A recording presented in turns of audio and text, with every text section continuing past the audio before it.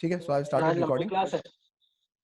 कोशिश करूंगा जल्दी जल्दी कंप्लीट कर। मेरे को एक्चुअली बहुत ज्यादा बकर बकर बकर करना है आज। So welcome students to this class, this is semiconductors, let's start.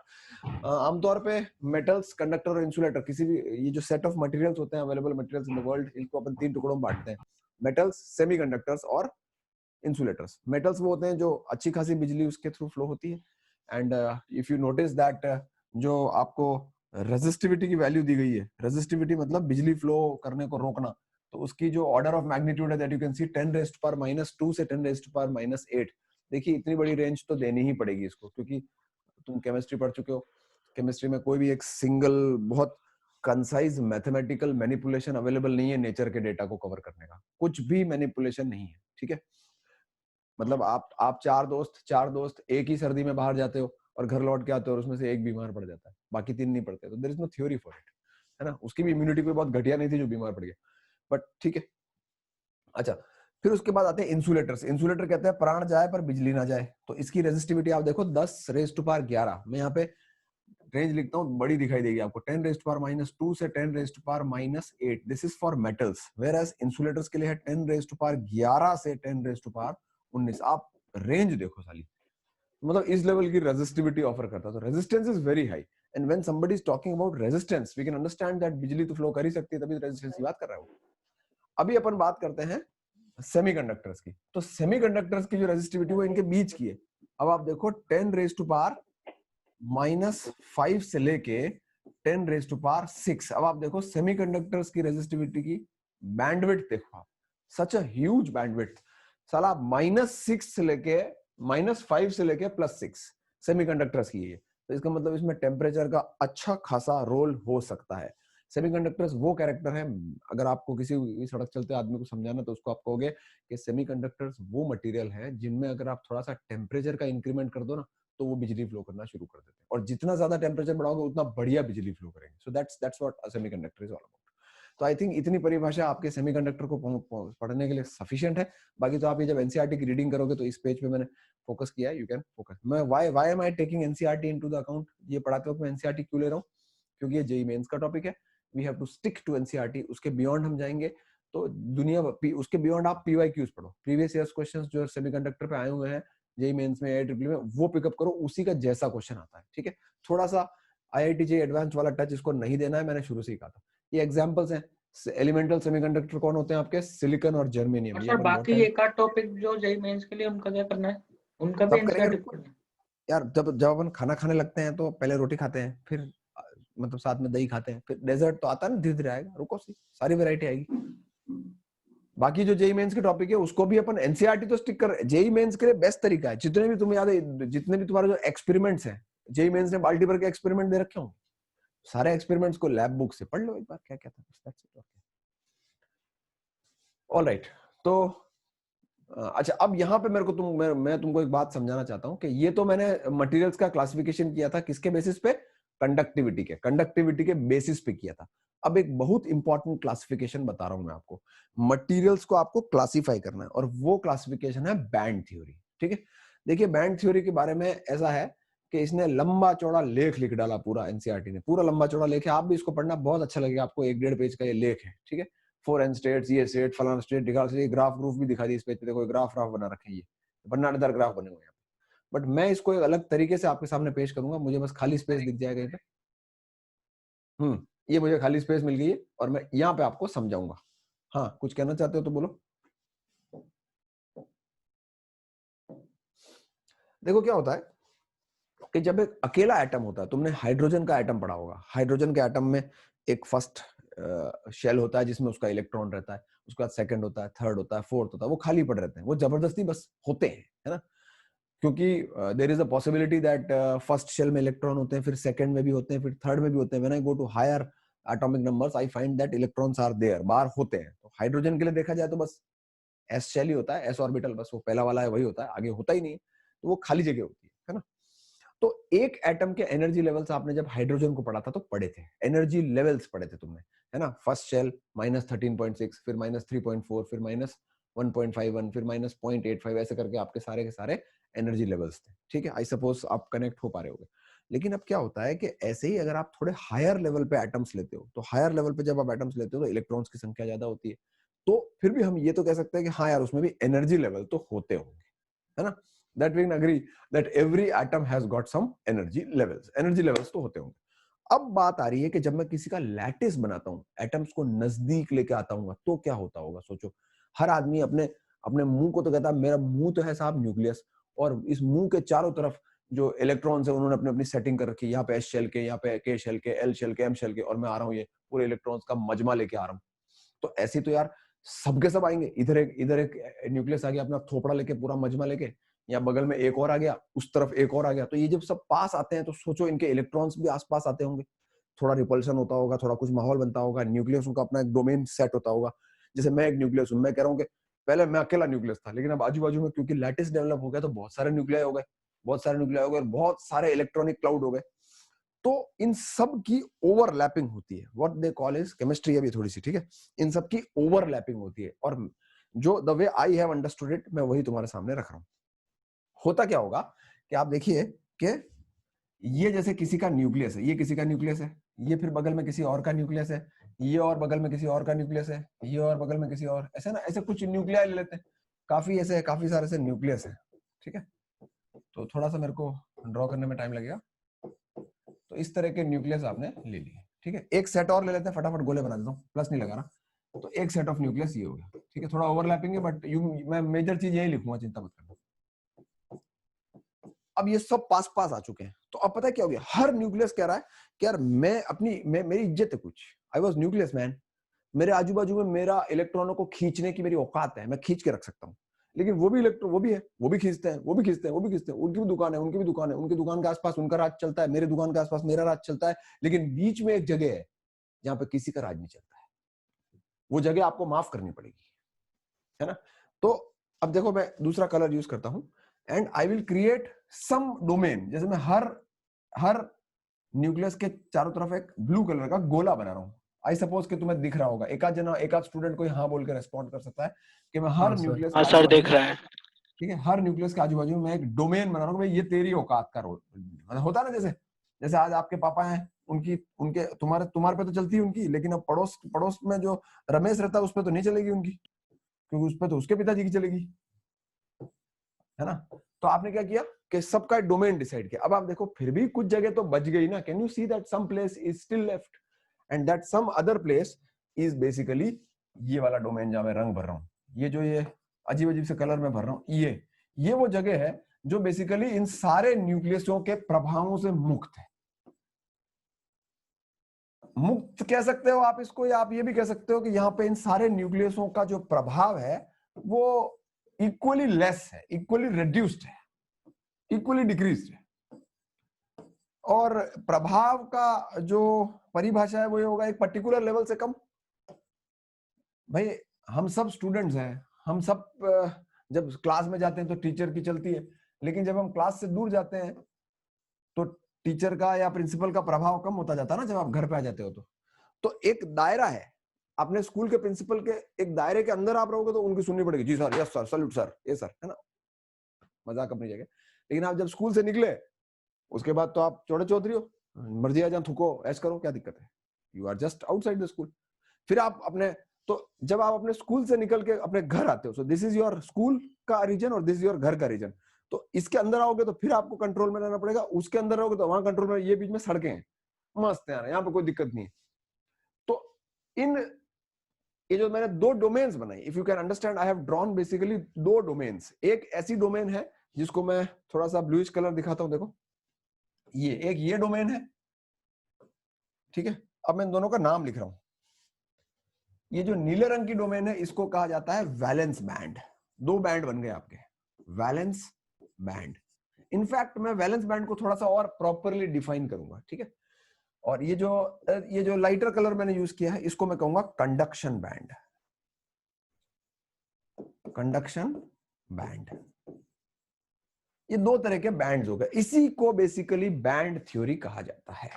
ये है आपकी बैंड थ्योरी कि जब आप एक लैटिस डेवलप करते हो तो दो टाइप के वॉल्यूम में डिवाइड कर सकते हो आप, अपार्ट फ्रॉम न्यूक्लियस वाले वॉल्यूम को। जहां जहां न्यूक्लियस उसको तो छोड़ो, न्यूक्लियस के अलावा जो बच गया बीच में लैटिस में अंदर जो भी बच गया उसको दो हिस्सों में भाग दो, एक वो जो न्यूक्लियस के प्रभाव में है और एक वो जो न्यूक्लियस के प्रभाव में नहीं है। जो न्यूक्लियस के प्रभाव में नहीं है उसको क्या कहा जाएगा, कंडक्शन बैंड, वहां बिजली फ्लो करती है भन्नाटेदार। और एक होता है वैलेंस बैंड। इनफैक्ट मैं वैलेंस बैंड के बारे में थोड़ा सा प्रिसाइज होना चाहता हूं। मैंने अभी आपको बोला एक होता है न्यूक्लियस के प्रभाव में, एक होता है न्यूक्लियस के बहुत ही ज्यादा प्रभाव में, एक होता है अल्टीमेट प्रभाव में। तो इसमें भी आपका जो आउटर मोस्ट रीजन है ना, ये नीले कलर का जो रीजन मैंने बनाया ना, इसमें जो बाहर बाहर का रीजन है, बाहर बाहर का, उसको कहा जाता है वैलेंस। वैलेंस समझते हो ना, वैलेंस, वैलेंस और क्या होता है वैलेंस ऑर्बिट। वैलेंस इलेक्ट्रॉन्स कौन से होते हैं, जो लास्ट में होते हैं सारे, और अंदर है वो तो अंदर ही फंसे हुए हैं ना, उनका तो पार्टिसिपेशन भी खत्म हो जाएगा। ठीक है, तो वैलेंस बैंड बेसिकली वो होता है जो atomic influence, sorry, valence band वो होता है जहां न्यूक्लियर इन्फ्लुएंस का अंत बस होने ही वाला है, हुआ नहीं है, होने वाला है। और कंडक्शन बैंड वो होता है जहां पे न्यूक्लियर इन्फ्लुएंस का अंत हो गया है। Have I made it somewhat clear और नॉट? Yes sir. सर तो इन दोनों में बहुत ज्यादा प्रभाव नहीं होता न्यूक्लियस का होना या नहीं होने से, क्योंकि आपने बोला वो तो एकदम ऑलमोस्ट वैलेंस बैंड जो है वो एकदम एंड की तरफ ही होता है, तो वहां पे भी प्रभाव तो ऑलमोस्ट जीरो ही हो मेरी गया ना बात सुनो, न्यूक्लियर। एक्चुअली मैं बताऊं वैलेंस बैंड से मैं क्या करने वाला हूं। वैलेंस बैंड वो बैंड होगा जहां से गर्मी मिलने पर इलेक्ट्रॉन कंडक्शन बैंड में आ जाता है। अब तुम बताओ वो कौन सा बैंड होना चाहिए? अंदर से कहां, आंतड़ियों में से थोड़ी ना आ जाएगा, बाहर से आएगा, है ना, वहीं से तो आएगा। अब अंदर का एस ऑर्बिटल, यार मेरा नाम सिलिकॉन है, मैं तुमको अपने 1s ऑर्बिटल का क्यों दूंगा यार? बाहर से ले लो यार, जो दूर है वही लोगे ना, बट ऑब्वियस यार, है कि नहीं? Yes sir. किसी भी सपोज आप किसी रेलगाड़ी, आज तुम अपने आप, मैं तुमको एक नया काम देता हूं, टास्क, तुम आज किसी रेलगाड़ी में चढ़ोगे और किसी बंदे का सामान बैग में से कुछ चोरी करके लाओगे, तो क्या करोगे? तुरंत जो सामने जो बैग पड़ा होगा वो पकड़ोगे, उस बैग की भी चेन खोल के जो ऊपर से ऊपर निकलेगा वो निकालोगे, क्योंकि तुम्हारी प्रवृत्ति चोरी की नहीं है, तुम्हें तो कहा गया ये टास्क है। बाद में उस बंदे को सामान लौटा देंगे, कह देंगे हम टास्क जीत गए। तो what will you do? You will just try to wind it up by the easiest possible thing. तो सिंपलेस्ट पॉसिबल कैरेक्टर कौन हो सकता है? आउटर मोस्ट ही तो होगा। तो ये आपकी मोटा मोटा जो मैंने आपको समझाया ना, this is the broad idea of the band theory. अब बस आउटर मोस्ट शेल का रीजन ही होता है ना valence band. Outermost shell, ये जो है ना, ये नीले रंग के मैंने बनाया, ये क्या है भाई? देखो, वैलेंस इलेक्ट्रॉन्स की परिभाषा क्या मानते हो तुम केमिस्ट्री से, अगर अपन सुन के आए तो? आउटर मोस्ट शेल के इलेक्ट्रॉन्स ही तो कहते हो तुम उसको। Yes sir. है ना? मैं उसकी परिभाषा बदल रहा हूं थोड़ी सी। मैं ये कह रहा हूं कि जो भी मटेरियल होगा उसमें कुछ इलेक्ट्रॉन तो ऐसे होंगे जो आउटर मोस्ट शेल में कहलाने लायक ही नहीं है, क्योंकि वो तो अंट संट घूमते रहते हैं, लैटिस के अंदर रगड़ते रहते हैं। तुमने जब करंट इलेक्ट्रिसिटी पढ़ा था तो फ्री इलेक्ट्रॉन्स नाम की एक चीज पढ़ी होगी। Yes sir. अब फ्री इलेक्ट्रॉन्स तो किसके इन्फ्लुएंस में यार? वो तो मस्त दौड़ रहे हैं इधर उधर। तो फिर क्या मैं फ्री इलेक्ट्रॉन्स को वैलेंस इलेक्ट्रॉन्स बोलूं? नहीं, मुश्किल है।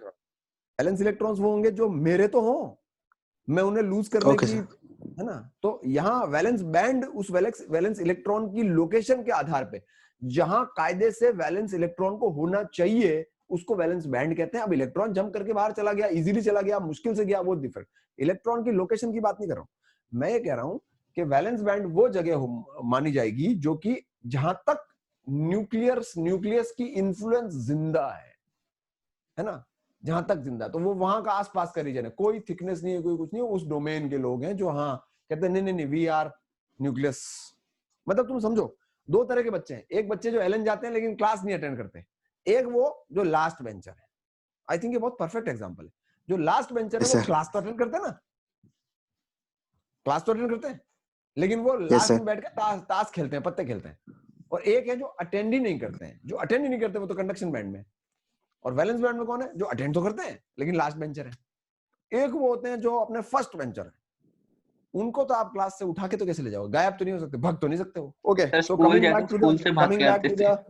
Coming back to the situation, band theory आपके खोपड़ी में बैठी, क्योंकि अब मैं 3 डेटा दूंगा आपको। 3 क्या डेटा, तो एक ही दूंगा बेसिकली। अब देखिए, मेटल वो होते हैं, सुनना ध्यान से। पहली बात, ये जो आपका कंडक्शन बैंड है और वैलेंस बैंड है, ये जो मैं एरोस से रिप्रेजेंट कर रहा हूं, ये जो गैप है, उधर से कूद के इधर आना, है ना, मतलब होता है अपनी क्लास की लास्ट बेंच से क्लास के बाहर निकल जाना के लिए आपके अंदर एक ऊर्जा होनी चाहिए, एक एनर्जी होनी चाहिए, क्योंकि that boundary has to be jumped, दीवार कूदनी पड़ेगी आपको। अगर दीवार ही नहीं है तो मेरे को पता ही नहीं चलेगा कि तुम क्लास के लास्ट बेंचर हो या सड़क पे घूमने वाले ट्रेसपासर हो। तो there must be some energy gap between this side and that side, कुछ तो गैप हो। वो गैप अगर बहुत ज्यादा बड़ा है, सुन रहे हो, वो गैप अगर बहुत ज्यादा बड़ा है तो आप इंसुलेटर की श्रेणी में आ गए।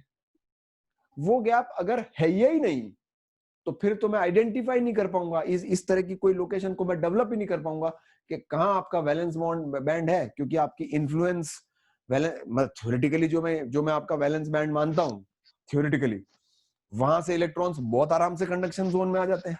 कभी आप इन्फ्लुएंस में हो, कभी नहीं हो। कुछ एलिमेंट्स के एटम्स इन्फ्लुएंस में रह रहे हैं उस डोमेन में, कुछ एलिमेंट्स के एटम बाहर आ जा रहे हैं इजीली बिना किसी एनर्जी के। तो ऐसे कैरेक्टर्स को अपन क्या डिफाइन करते हैं, मेटल्स। देखो इसको इतने बढ़िया लैंग्वेज में लिखोगे ना, कभी किसी परीक्षा में अगर पूछा जाएगा, इसकी कोई काट नहीं है। अगर तुम इसमें कानूनी दाव पेच लगाओगे तो इस पे बहुत बहस हो सकती है, अपन 40 मिनट का जूम सेशन इसी पे निकाल सकते हैं। बट आपको कन्विंस होना है। मैं आपको लैंग्वेज वो यूज कर रहा हूं जो तुम्हारे खोपड़ी में बैठे।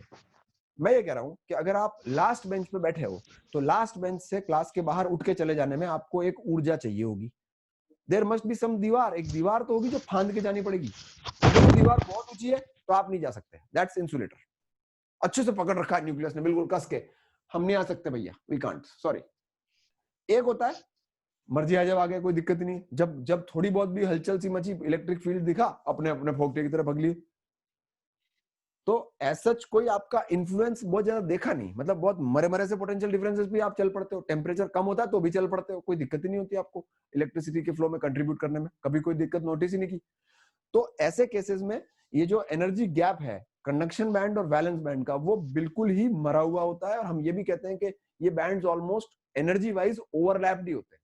मतलब आप यूं मान सकते हो कि वैलेंस बैंड, कंडक्शन बैंड नाम की कोई चीज एग्जिस्ट ही नहीं करती, यूं मान सकते हो। अब आप बोलोगे सर कंडक्शन बैंड जो है वो उसकी परिभाषा बनी ही क्यों? देखो यार, बहुत तरह के मटेरियल्स होते हैं, ठीक है, बहुत तरह के मटेरियल्स होते हैं। कुछ में ये अंदर के कैरेक्टर्स बहुत, अरे कुछ में ये अंदर के कैरेक्टर्स जो है, अंदर के कैरेक्टर्स बिल्कुल पेटी पैक रहते हैं, छूटते ही नहीं। अंदर के कैरेक्टर्स बिल्कुल पेटी पैक रहते हैं, छूटते ही नहीं है कुछ में। तो उनके लिए तो कंडक्शन बैंड एग्जिस्ट करता ना। एक ऐसी जगह है साली जहां इलेक्ट्रॉन है ही नहीं, जगह है पर इलेक्ट्रॉन नहीं है, तो वो खाली सड़क है, वहां कभी गाड़ी नहीं चलती, तो कंडक्शन बैंड एग्जिस्ट तो कर रहा है ना। कुछ ऐसे मटेरियल है जिसके कंडक्शन बैंड और वैलेंस बैंड में गैप ही नहीं, आप पता ही नहीं सकते कि वैलेंस कहां तक है और कंडक्शन कहां है, क्योंकि भाई ये जो खाली जगह है ना, एक खाली जगह इलेक्ट्रॉनलेस जगह होनी चाहिए। तो देयर इज नो इलेक्ट्रॉनलेस जगह, कोई है ही नहीं इलेक्ट्रॉनलेस जगह, everywhere there are electrons. So what do you call them? Conduction band and valence band have overlapped, कोई बाइफर्केशन नहीं है। वैलेंस बैंड का एक्सटेंशन कंडक्शन बैंड के अंदर भी घुस गया, कोई खाली जगह आपको दिखी नहीं। समझे? I think these things are making sense. अगर आप किसी लैटिस में देखते हो कि बीच में एक ऐसा खाली खांचा चलता है वॉल्यूम के अंदर जिसमें कोई इलेक्ट्रॉन नहीं है, तो आप उसको क्या बोलते हो? Conduction band. सेमीकंडक्टर्स में आप टेम्परेचर बढ़ाते हो तो इलेक्ट्रॉन ऐसे बैंड में आते हैं, ठीक है। मेटल्स में आप देखते हो तो ऐसा कोई खाली खांचा होता ही नहीं है, हर जगह इलेक्ट्रॉन होते हैं। और जैसे ही आप पोटेंशियल डिफरेंस लगाते हो, जो दूर दूर के इलेक्ट्रॉन होते हैं न्यूक्लियस से, वो बिजली फ्लो में पार्टिसिपेट करते हैं। तो आप क्या बोलते हो? There is no as such bifurcation, or in better words what do you say, that conduction band and valence band are overlapped। और यही इसने समझा रखा है यहाँ पे, अगर आप देखो, अरे यही इसने समझा रखा है। अभी अपन एनसीईआरटी पे अगले पेज पे देखेंगे, यहाँ इसने बोला देखो ये गैप है, ये गैप दे रखा ईजी, इसको ईजी बोलते हैं, easy is the gap, easy is the, है ना, इसको कहते हैं बैंड एनर्जी गैप। तो जब बैंड एनर्जी गैप की बात आती है तो मैं आपको 3 डेटा दे रहा हूं, 3 इलेक्ट्रॉन वोल्ट का सिंगल डेटा है, ठीक है। ये सब एक बार गो थ्रू कर लेना, आज ही रात को अगर तुम गो थ्रू कर लोगे ना तो तुम्हारा डायोड तो डन ही हो जाएगा, बता रहा हूं मैं। देखो ये फर्स्ट वाला जो केस है, इसमें इसने एनर्जीज बताई है। EC is the conduction band की एनर्जी और ईवी इसने बताई है वैलेंस बैंड की एनर्जी। तो अगर आप मेटल्स की बात करो तो ईसी ईवी या ईवी ईसी, कुछ केसेस में ऐसी ओवरलैपिंग है, कुछ केसेस में गैप तो है, पर वो गैप बहुत ज्यादा कम है कि इलेक्ट्रॉन रूम टेम्परेचर पे ही कूद के वहां चले जाते हैं। है ना। ऑब्वियस बात है, इन्होंने एक्सपेरिमेंट्स किए होंगे, कुछ मेटल्स ऐसे मिले होंगे जिसका टेम्परेचर अगर बहुत लो कर दो तो एक कंडक्शन बैंड क्रिएट हो जाता है, लेकिन आप उसको रूम टेम्परेचर पे छोड़ दोगे तो वो कूद के आ जाएंगे इलेक्ट्रॉन्स। देखा होगा बहुत बहुत comfortably, there is a gap but comfortably electrons jump from valence to conduction band. ये वो बात है जो मैं थोड़ी देर पहले बोल रहा था, इसका तो ईजी एनर्जी गैप 0 है। तो आपको इस पूरी बकवास में क्या ध्यान रखना है, 3 इलेक्ट्रॉन वोल्ट का गैप। पीपल, 3 इलेक्ट्रॉन वोल्ट का गैप, अगर 3 इलेक्ट्रॉन वोल्ट से ज्यादा का गैप है तो आप इंसुलेटर हो, अगर 3 इलेक्ट्रॉन वोल्ट से कम का गैप है 2.1, 2.4, 2.5 तो आप कौन सी श्रेणी में आओगे, सेमीकंडक्टर्स। क्योंकि वो जो हीट देके टेम्परेचर देके आप लिफ्ट, सोचो ना what is the lambda of 3 electron volt, can somebody help me out. 3 electron volt की फोटोन अगर आप मारोगे इस पे तो इलेक्ट्रॉन कूद के आ जाएगा।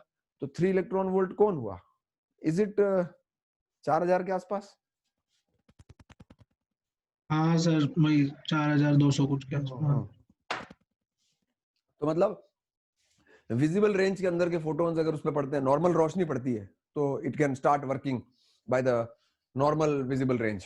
तो वो वाला डेटा है करीब करीब ये, ठीक है। तो एक तो आप ये वाला रट्टा मार के रखो। सबसे पहली चीज तो आपको ये ध्यान रखनी है बैंड कैसे बनते हैं। अब तुम इस पेज को पढ़ोगे तो तुम्हें लगेगा कि जो अपन ने बात की that is quite user friendly thing, और ये वाले ग्राफ्स आपको बनाने आने चाहिए। और 3 इलेक्ट्रॉन वोल्ट, 1 2 3 इलेक्ट्रॉन वोल्ट का एक सिंगल डेटा है जो that you have to learn. Okay, तो I think that will be sufficient enough for understanding this thing. वैसे ये रिकॉर्ड भी हो रहा है, तुम एक बार और सुन भी सकते हो। ये सब ये वही किस्सा लिख रखा है इसने। अब मैं आपको बताता हूं इंट्रिंसिक सेमीकंडक्टर क्या होता है। कुछ नहीं होता intrinsic semiconductor. Intrinsic semiconductor is a pure substance, बिल्कुल प्योर, ठीक है। सिलिकॉन सिलिकॉन सिलिकॉन, सब तरफ सिलिकॉन ही सिलिकॉन है। और सिलिकॉन की वैलेंसी कितनी होती है, 4, तो ये 4 तरफ बॉन्ड बना लेगा। ये 4 इसने बॉन्ड बना लिए। इंट्रिंसिक, बिल्कुल प्योर, कोई दिक्कत नहीं। इसका स्ट्रक्चर टेट्राहेड्रल या जोन सा भी हेड्रल होता है उसकी हमें परवाह नहीं है, लेकिन ये प्योर सिलिकॉन होता है। ओके, क्या फंडा होता है इसका, आप इसको हीट दोगे तो इसके अंदर के कुछ इलेक्ट्रॉन्स कूद के कंडक्शन बैंड में चले जाएंगे, और अगर कंडक्शन बैंड में चले गए तो क्या ये वैलेंस बैंड में अपनी जगह, खाली जगह छोड़ के आएंगे? It will leave a vacant space from where it has come. तो आप सोचो कि अगर ये न्यूक्लियस है ना, ये न्यूक्लियस है, और ये आपके ये जो ऑर्बिट्स हैं, ये सारे ऑर्बिट्स हैं आपके, सपोज, ठीक है। If these are the orbits, then whenever you give energy, तो कोई एक इलेक्ट्रॉन यहां से कूद के सपोज कंडक्शन बैंड में आ गया, तो पीछे क्या छोड़ जाएगा, एक होल छोड़ जाएगा, उसको कहते हैं होल, है ना। तो आप टेम्परेचर बढ़ाइए, टेम्परेचर बढ़ाओगे तो जितने जितने इलेक्ट्रॉन्स कंडक्शन बैंड में कूद कर गए होंगे, वैलेंस से कूद के कंडक्शन में गए होंगे, उतने तो कैरियर्स यहाँ डेवलप हो जाएंगे, है ना। उतने तो कैरियर्स यहाँ डेवलप हो जाएंगे, उतने ही होल पीछे छूट जाएंगे, उतने ही पीछे होल छूटेंगे। और अब आप जैसे ही एक्सटर्नल बिजली फ्लो की इन्फ्लुएंस लगाओगे, जैसे आपने सपोज इलेक्ट्रिक फील्ड अप्लाई किया, है ना, सपोज आपने इलेक्ट्रिक फील्ड अप्लाई किया ऐसा इस पूरे स्ट्रक्चर के अंदर, तो ये इलेक्ट्रॉन सारे के सारे इधर भगेंगे उल्टा, और ये होल्स किधर भगेंगे, holes are gonna run that side. Holes क्या है, होल्स इज खाली कुर्सी। तो यहाँ पे न केवल इलेक्ट्रॉनिक करंट होता है इन द कंडक्शन बैंड, बल्कि वैलेंस बैंड में एक होल करंट भी होता है। अब वो होल करंट कैसे चलेगा उस पर अपने को थोड़ा देखना चाहिए। एक्चुअली में ये खाली कुर्सी है, आप सोचिए ये खाली कुर्सी थी और यहाँ एक इलेक्ट्रॉन बैठा था, फिर यहाँ एक इलेक्ट्रॉन बैठा था, हुआ क्या, ये इलेक्ट्रॉन कूद के यहाँ आ गया, क्योंकि एक्सटर्नल इन्फ्लुएंस में अगर ये आ गया और कूद के यहाँ आ गया, तो क्या अगला चित्र मेरे पास ये हो जाएगा। फिर ये वाला इलेक्ट्रॉन कूद के यहाँ आ गया, तो मैं नोटिस करूंगा कि उसके बाद का फोटोग्राफ मेरे पास ये हो जाएगा। तो आप देखो ये जो खाली कुर्सी है, खाली स्पेस है, ये फॉरवर्ड डायरेक्शन में मूव कर रहा है। तो इसको अपन कहते हैं होल करंट, और इसको अपन कहते हैं कैरियर, है ना। तो इनके नाम होते हैं, मतलब आप इसको ये कह सकते हो, एक तो है आई इलेक्ट्रॉनिक, और ये जो होल करंट है इसको बोलते हैं IH। तो एक्चुअली में देखा जाए तो ये ऐड हो रहा है, क्योंकि इलेक्ट्रॉन्स इस तरफ जा रहे हैं तो भी यूनिट पॉजिटिव चार्ज उस तरफ जाता हुआ माना जाता है, और ये होल जो है basically it is actually what, a positive charge is moving from left to right. तो होल करंट तो जाता ही इलेक्ट्रिक फील्ड की तरफ है, और इलेक्ट्रॉन्स उल्टे जाके भी करस्पॉन्डिंग करंट जो जनरेट करते हैं वो इस तरफ ही करते हैं। तो यहाँ पर बेसिकली आपको डबल बेनिफिट मिलता है, IE and IH। Intrinsic conductor में IE और IH जो है उसकी स्ट्रेंथ मोर और लेस बराबर ही रहती है, क्योंकि कैरियर्स बराबर होते हैं, क्योंकि जितने होल्स होंगे उतने ही तो इलेक्ट्रॉन्स होंगे। मैं ये नहीं कह रहा हूँ IE और IH दोनों बराबर ही होते हैं, नहीं, ये नहीं कह रहा हूँ। मैं ये कह रहा हूँ कि IE और IH के जो कैरियर्स हैं उनकी संख्या सपट बराबर होती है। मतलब आप ये कह सकते हो कि number of holes is equal to number of carrier electrons. So these are two things which you are supposed to know at least regarding intrinsic semiconductor. अब यहाँ आप देखोगे तो इसने लिख भी रखा है, ये देखो जो मैंने बात बोली है वो, अगर ये देखो ये लिखा हुआ Ne is equal to, इसने लिखा है Ne is equal to NH is equal to Ni, ये Ni बोलता है इसको इंट्रिंसिक इंसेंट्रिक कैरियर कंसंट्रेशन। अब देखो ये इनकी मर्जी आती है, जब तो कोई टर्म डिफाइन करते हैं फिर उस पूरा चैप्टर में उस टर्म का कोई यूज नहीं करते, है ना, इनके जब जसता है, ठीक है। इसके बाद आपके लाइफ में कौन आएगा, इसके बाद आपके लाइफ में आएगा एक्सट्रिंसिक। इसमें कोई बहुत बड़ा मसला नहीं है, फोकस करके सुना जाए। देखो ये चित्र इंट्रिंसिक का दे रखा है, सारे +4 है, सब कुछ शांत है, सारे एक जैसे, डुप्लीकेट पायरेटेड कॉपीज सब +4 पावर के। लेकिन उसके बाद आता है एक्सट्रिंसिक। अच्छा, जो मैंने अभी बात बोली, before I go to extrinsic, I would also want you to focus that, ये देखो ये लिख रखा है इसने, the current is IE + IH, hole current और इलेक्ट्रॉनिक करंट को जोड़ के इसने I बताया है आपको, ठीक है। तो आई थिंक ये तुमने केमिस्ट्री में सुना भी होगा, इतना तो नहीं सुना है तो ठीक है, पर रीजनेबल लेवल का तो अपन कर ही रहे। ये होल करंट समझा है, कैसे होल्स चलते हैं, मैंने ये बताया था तुमको। इलेक्ट्रॉन, ये होल सरक गया तो होल यहाँ आ गया, तो होल भी शिफ्ट होते हैं और इलेक्ट्रॉन्स तो शिफ्ट होंगे ही होंगे। सो नेक्स्ट, सर होल में जो इलेक्ट्रॉन्स आते हैं वो पड़ोस वाले के वैलेंस बॉन्ड में से आते हैं क्या? हाँ, अंदर वाले से आएंगे। वैलेंस मतलब वो बाहर के होंगे, बहुत ज्यादा चिपके हुए थोड़ी ना आएंगे क्या भाई। तुम्हारी क्लास की, लेकिन सुनो ठहरो, तुम्हारी क्लास की लास्ट बेंच वाले बच्चों के बीच में एक खाली कुर्सी है, तो वो खाली कुर्सी सरक रही है, मतलब तुम बैठ गए वहां, ये बैठ गया वहां, वो बैठ गया वहां, वो बैठ गया, कुर्सी लास्ट में कोने में पहुंच गई। अभी बगल की क्लास का लास्ट बेंच का बच्चा उस कुर्सी में बैठ गया और वो खाली कुर्सी किसमें स्लाइड होगी, बगल की क्लास के लास्ट बेंच। तो ऑब्वियसली बात है लास्ट बेंचर्स ही पार्टिसिपेट करते। तुम ये देखो ना फोटो को, ये देखो, these are the holes. Nucleus तो इधर है ना, नीचे है। न्यूक्लियस किधर है? न्यूक्लियस तो इधर नीचे है, इस तरफ न्यूक्लियस तो नीचे है, तो ये अंदर के इलेक्ट्रॉन थोड़ी ना हो रहे हैं, ये ऊपर ऊपर के मिल गए आपको। सर कंडक्शन बैंड वाले थोड़ी आते होंगे सर। कंडक्शन बैंड वाले इलेक्ट्रॉन यहाँ क्यों आएंगे यार? कंडक्शन बैंड तो बाहर है। तो वो तो अपने अलग घूमेंगे और ये अपने पड़ोस वाले। हाँ, ये तो भगेंगे, ये इलेक्ट्रॉन्स तो भगेंगे इधर और होल भगेंगे उधर, लेकिन ये करंट एक ही डायरेक्शन में है, it is the same current. अच्छा, इसके बाद आता है, मैं 3 बार बोल के चला अभी तक नहीं, हाँ आया है, एक्सट्रिंसिक सेमीकंडक्टर। इसमें आपको एक इंप्योरिटी डालनी होती है, उसको कहा जाता है डोपिंग। डोपिंग है ना, इंप्योरिटी। ये तुम्हारे इलेक्ट्रोकेमिस्ट्री में भी, इलेक्ट्रोकेमिस्ट्री नहीं, सॉलिड स्टेट में शायद पढ़ाते हैं, सॉलिड स्टेट में, हाँ, है ना। तो डोपिंग करा दो। अब डोपिंग का जो ये देखो लिखा है, when a very small of amount से अ फ्यू पार्ट्स पर मिलियन, ये भी इंफॉर्मेशन अच्छी है, पता होनी चाहिए कितना मिलाना है ना। तो इट्स लाइक फ्यू पार्ट्स पर मिलियन, फ्यू बोले तो 3-4 पार्ट्स पर मिलियन, 1 मिलियन एटम में एक आध एटम की इंप्योरिटी डालते हैं।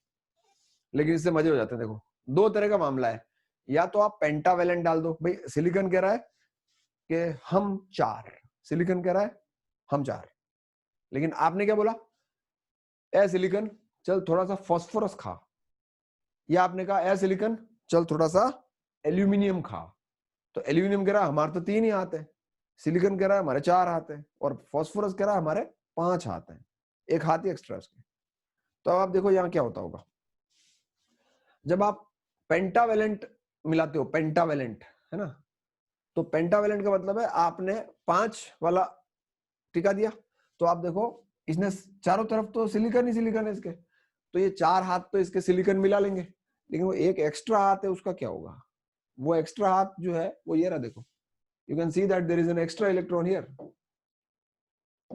ये रहा एक्स्ट्रा इलेक्ट्रॉन यहाँ पे, यहाँ दिखा रखा है, एरो खींच दिया साले ने, थोड़ा साफ सुथरा खींचता ना, मैं एक्चुअली नीला रंग भर देता हूँ एक मिनट वहां पे।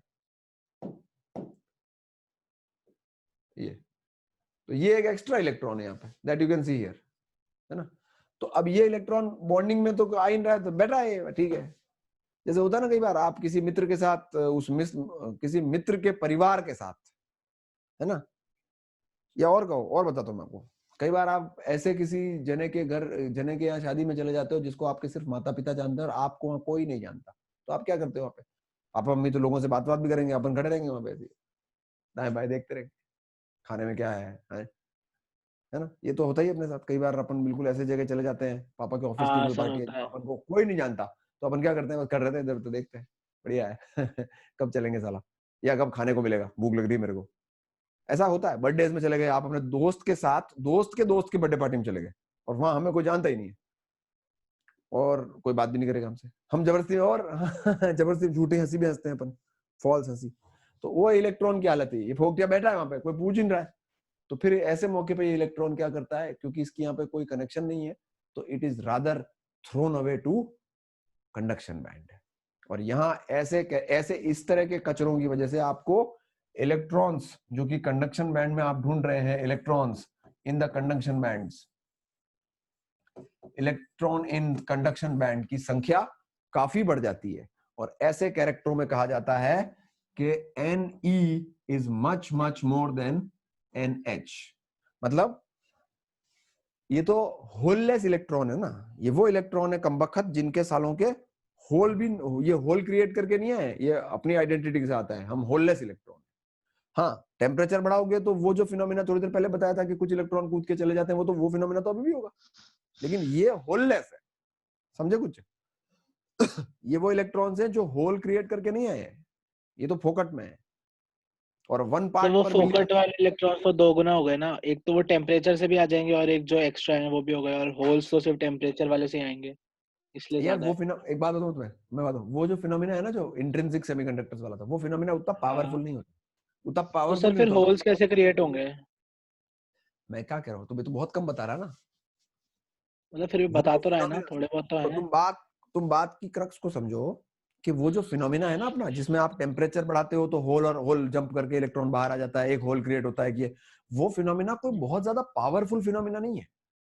उसमें अच्छा। आपको कैरियर्स की संख्या कम पड़ती है, बिजली फ्लो आपको दिक्कत होती है भाई, इसीलिए तो इलाज लाए उसका।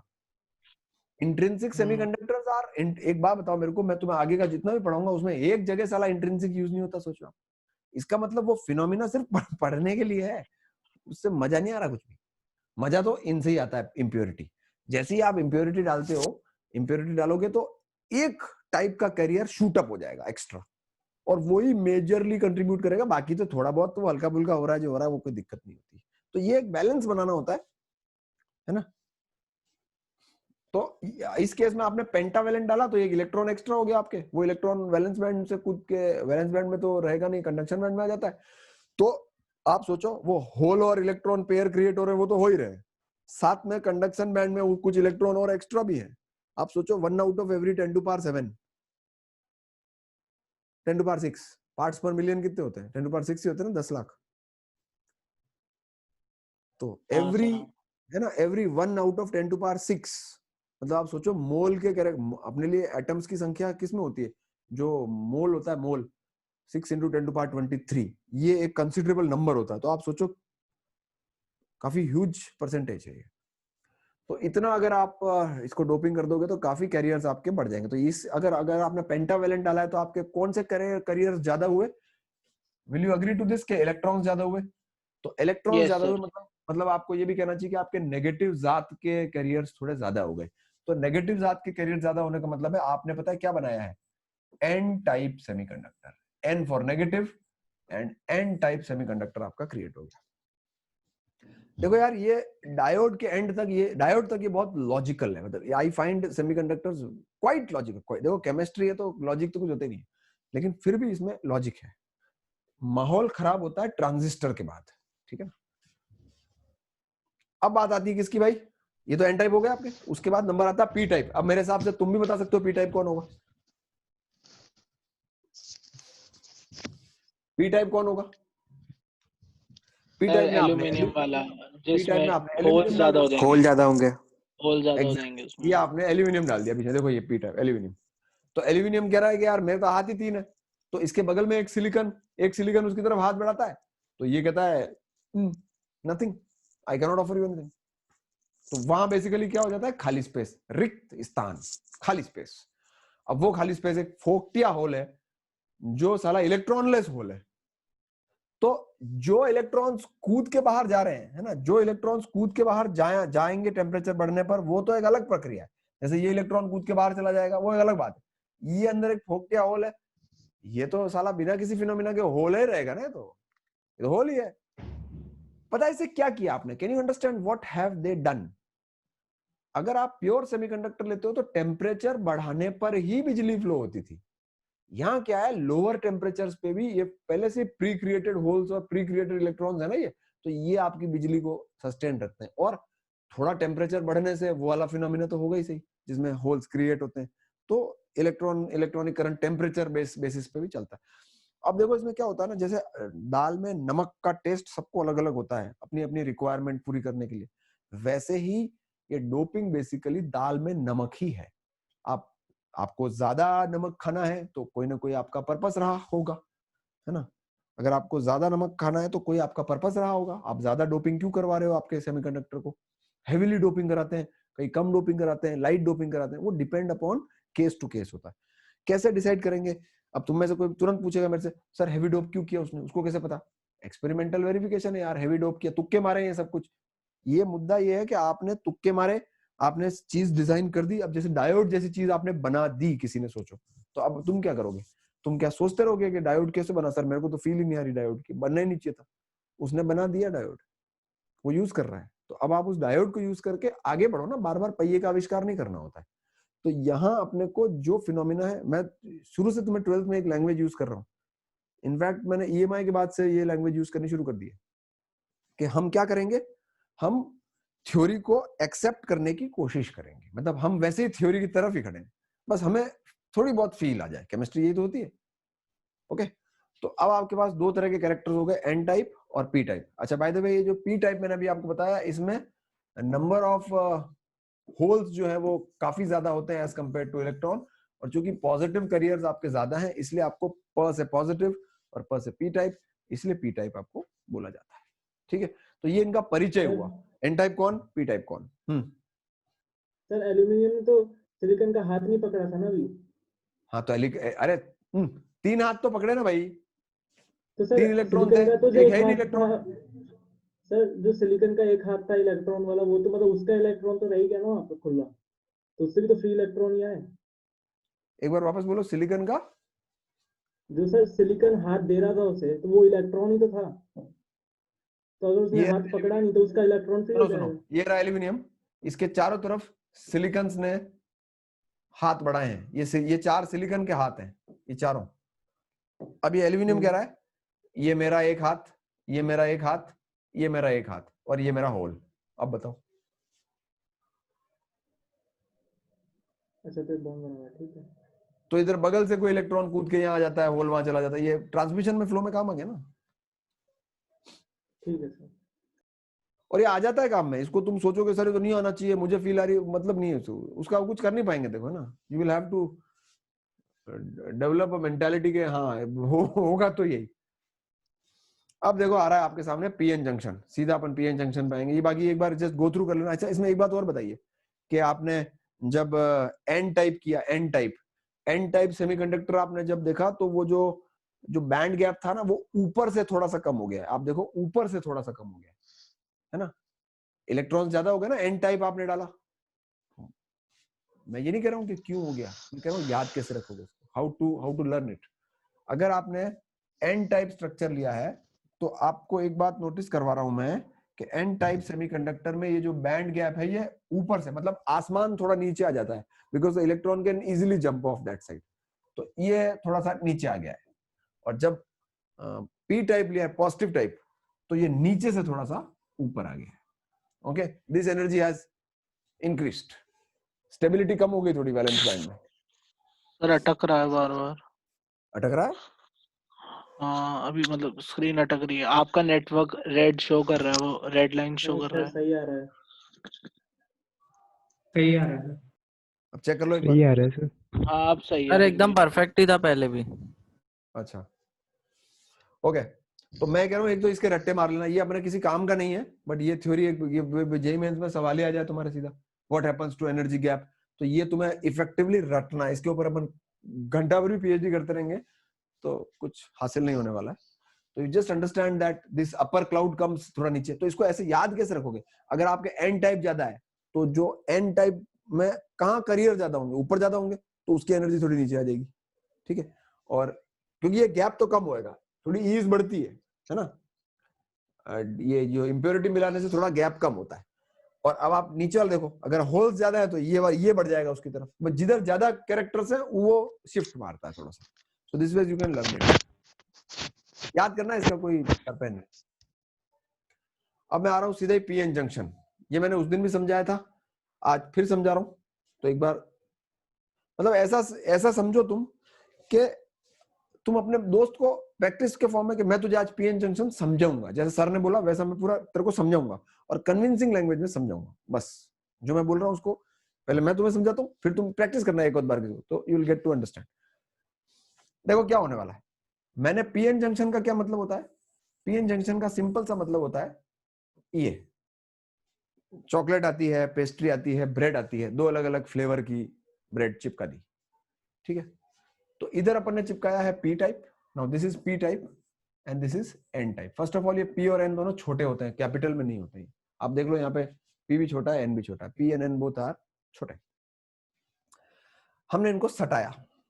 तो जैसे ही हम इसको सटाते, अब मैं जो कहानी सुनाऊंगा वो कहानी आपको अंडरस्टैंड करनी है, कहानी में दम भी है ना।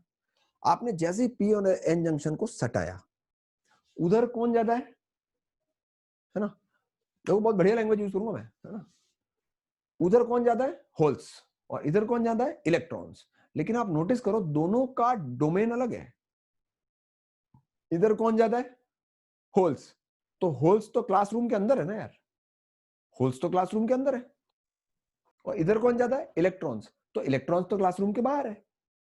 तो जब मैं इन दोनों को जोड़ूंगा तो इसके क्लासरूम के अंदर का डोमेन और इसके क्लासरूम के अंदर का डोमेन कनेक्ट होगा, और इसके क्लासरूम के बाहर का डोमेन और इसके क्लासरूम के बाहर का डोमेन कनेक्ट होगा। जब मैं इसको जोड़ूंगा तो कहीं ना कहीं कनेक्शन जो बनेगा, रास्ते मुड़ जुड़ के जुड़ेंगे, लेकिन जो एक होता है इंटरनल रास्ता और एक होता है उसके एक्सटर्नल रास्ता। जो मैंने कुछ देर पहले वो जो कलर नहीं किए थे, न्यूक्लियस बना बना के रंगे थे उनको, है ना।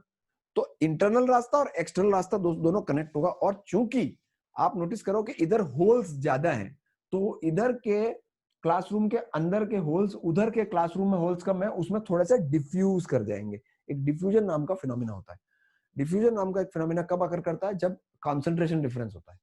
तो इधर के इलेक्ट्रॉन्स, सॉरी इधर के होल्स इसमें डिफ्यूज कर जाएंगे। The phenomena in the word used is diffusion. और उसके चलते आपको पता चलेगा कि इस जगह पे थोड़ा एक प्लसनेस एक्स्ट्रा इसके अंदर घुसेगी, थोड़ी सी प्लसनेस घुसेगी। मतलब आप यू मान सकते हो कि ये उधर के, है ना, इधर के एन साइड के क्लासरूम के अंदर के इलेक्ट्रॉनों को अपने अंदर ले लेगा। समझ रहे हो? क्लासरूम के अंदर कौन था? Valence band. तो वैलेंस बैंड क्लासरूम के अंदर के कुछ छात्र अपने क्लास में ले लिए पीछे, लास्ट बेंचर्स। तो उधर तो लास्ट बेंचें खाली होगी थोड़ी सी, तो ये देखो इनकी लास्ट बेंचें खाली हो गई। लास्ट बेंच खाली होने का मतलब है होल बन गया ना, प्लस साइन। एंड सिमिलरली इधर एन टाइप में क्या है? क्लासरूम के बाहर जो है वो रबड़ने वाले लोग थोड़े से ज्यादा हैं, बाहर लुच्चे की तरह घूम रहे हैं। तो थोड़े लुच्चे इसने अपने अंदर दे दिए, क्योंकि इसके इधर लुच्चे कम है थोड़े से, है ना। तो यहां तो ये जो फिनोमिना हुआ ना, इसको कहते हैं डिफ्यूजन। डिफ्यूजन, ये डिफ्यूजन नाम का एक फिनोमिना होता है। डिफ्यूजन के तहत उधर के होल्स इसमें डिफ्यूज कर गए और इधर के इलेक्ट्रॉन्स उसमें डिफ्यूज कर गए। तो डिफ्यूज करने के बाद अब आप सोचो, ये तो अपन बहुत पहले से पढ़ रहे हैं कि साला कोई भी इलेक्ट्रोमैग्नेटिज्म में फिनोमिना है वो अपने ही जनरेटर का दुश्मन बन जाता है। तो वंस दिस डिफ्यूजन अकर्स, अब आप सोचो क्या हो रहा है। इन सालों ने क्या हरकत दी? अब ये कह रहे हैं कि वंस ये थोड़े भी उधर चले गए, उसके बाद इन्होंने इस डोमेन में, ये जो एक छोटी सी डोमेन बनी यहाँ पे, ये एक छोटी सी डोमेन बनी है। इफ यू नोटिस, ये एक छोटी सी डोमेन बनी। इस डोमेन में इस तरह का एक इलेक्ट्रिक फील्ड जनरेट हो गया। कैन यू अंडरस्टैंड दिस कि एक इलेक्ट्रिक फील्ड जनरेट हो गया इस तरह का? भाई वहां पॉजिटिविटी है, नेगेटिविटी तो हाँ, है ना। और देखा जाए तो पी स्ट्रक्चर क्या होता है? एक पी स्ट्रक्चर का दड़बा इलेक्ट्रिकली तो न्यूट्रल ही होएगा ना यार। ठीक है, होल वोल है, तुम्हारे वहां प्लस है, मेरे वहां एक ही कमरे के तो लोग हैं यार। अगर इस कमरे में से कुछ इलेक्ट्रॉन्स को मैं बाहर फेंक देता हूँ तो मेरा मेरा मेरा घर तो न्यूट्रल है ना यार। चार्ज सेपरेट हो गए हैं लेकिन मेरा घर तो न्यूट्रल है ना यार। लेकिन यहाँ तो चार्ज घुस गए तुम्हारे अंदर यार। उधर से मतलब उधर इलेक्ट्रॉन चले गए और उसके उसने मतलब उसने अपने कुछ इलेक्ट्रॉन्स इनर वाले में ले लिए और उसने आउटर वाले में ले लिए। देखा जाए तो अभी भी अब ये नहीं कह सकते आपके न्यूट्रलिटी बरकरार है या नहीं है, ये तो अपन नहीं कह सकते क्योंकि कौन सा कैरेक्टर ज्यादा गया we really can not comment. तो मसले की बात यह है कि इसके इंटीरियर के इलेक्ट्रॉन्स जो हैं, मतलब एन टाइप के एक्सटीरियर के बाहर के कंडक्शन बैंड के इलेक्ट्रॉन इसमें आ गए और इसके जो होल्स हैं वो उसमें ट्रांसफर हो गए। तो होल्स वहां ट्रांसफर होने से एक इस तरह का इलेक्ट्रिक फील्ड आप नोटिस कर सकते हैं जो बीच में आ गया होगा। और अगर ऐसा इलेक्ट्रिक फील्ड बीच में आ जाता है तो फर्स्ट ऑफ ऑल इस परत को क्या कहा जाता है? ये जो परत बनी है, ये परत है करीब करीब 1/10 माइक्रोमीटर। ये भी रट्टा मारा हुआ है मैंने, 1/10 ऑफ अ माइक्रोमीटर मोटी होती है। इस परत को कहा जाता है डिप्लीशन लेयर। Depletion layer. और ये एक पर्टिकुलर लेवल ऑफ थिकनेस तक ग्रो करके रुक जाती है, ये थम जाती है। क्यों थम जाती होगी? क्योंकि आप देखो ये जो होल्स इस तरफ आ रहे हैं, ये सारे के सारे प्लसेस यहाँ इकट्ठे हो रहे हैं। ये प्लसेस यहाँ आने के बाद अगले आने वाले होल्स को क्या करेंगे? रिपेल करेंगे कि मत आओ। पर एक टाइम ऐसा आएगा जब ये कुछ आ भी रहे होंगे, कुछ जा भी रहे होंगे, तो डिफ्यूजन तो जिंदा होगा। तो आने वाले और वापस जो जाने वाले हैं वो दोनों का जो वो केमिकल इक्विलिब्रियम टाइप का कुछ होता है ना, वैसा कुछ हो जाएगा। और आने को तो कहते हैं, जैसे मैं होल के कंटेक्स्ट में बात करूं तो डिफ्यूज करके डायनामिक इक्विलिब्रियम। हाँ, dynamic, exactly the word is dynamic equilibrium. Holes जो है वो पी से एन की तरफ डिफ्यूज होके आ रहे हैं और वापस जा रहे हैं ड्रिफ्ट। ये वर्ड समझ लेना, वापस जाना इज ड्रिफ्टिंग। और मतलब सबसे पहले शुरू क्या होता है? शुरू होता है डिफ्यूजन, और डिफ्यूजन के विपरीत का प्रोसेस भी जिंदा रहता है, ड्रिफ्टिंग। लेकिन शुरू में ड्रिफ्टिंग कम होती है, डिफ्यूजन होता जाता है तो ड्रिफ्टिंग भी बढ़ती जाती है। तो है ना, मतलब डिफ्यूजन अच्छा खासा शुरू में हाई रेट पे, अब जैसे जैसे डिफ्यूजन के तहत डिफ्यूजन अपने कर्म करेगा, ये ड्रिफ्ट बढ़ेगी, और जैसे ड्रिफ्ट और डिफ्यूजन बैलेंस अप हो जाएंगे इस लेयर की थिकनेस स्टेबलाइज हो जाएगी। मतलब दोनों की रेट इक्वल हो गई। इक्वल सर रेट इक्वल हो गई डिफ्यूजन और उसकी ड्रिफ्ट की, दोनों की। आवत जावत सेम हो गया, आवत जावत। हाँ, ठीक है। तो ये पीएन जंक्शन का बेसिक फॉर्मेट है। जो जैसे ही अब किसी ने तुक्का मारा होगा सबसे पहले कि भाई पीएन जंक्शन को सटा के देखते हैं और देखते हैं क्या होता है, तो उसने नोटिस किया ऐसा कुछ हुआ। अब उसने इसमें साले में बैटरी लगाई। वो कहता है एक काम करते हैं, इसमें बैटरी लगाते हैं, देखते हैं फिर क्या होता है। ठीक है।